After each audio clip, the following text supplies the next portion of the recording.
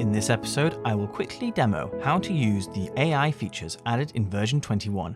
Then I'll show you how to install them. Please note that M9 or higher hardware is required.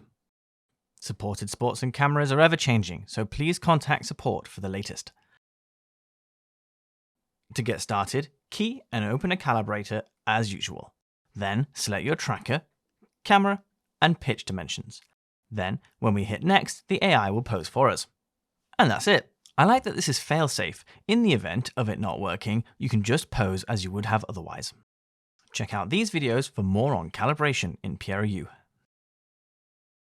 To use automated player tracking, select a tracked effect like the spotlight or dynamic formation. Now, middle-click on the players that you want to track.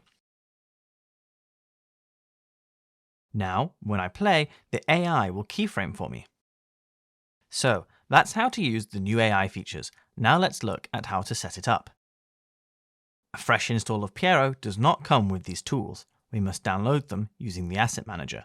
Inside the Asset Manager, there is an AI tab.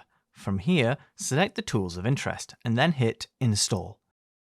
If you do not see this AI tab, it's likely you're on an unsupported system. Once they've downloaded, restart the PIERO launcher. From here, make sure you enable player tracking before starting PIERO. We've given the option to disable the player tracking since it adds a couple of frames of delay to the output. Although unlikely to affect most users, we want you to have that option. Once PIERO has launched, if you're using a remote video server, double-check your response time. With that, we're good to go.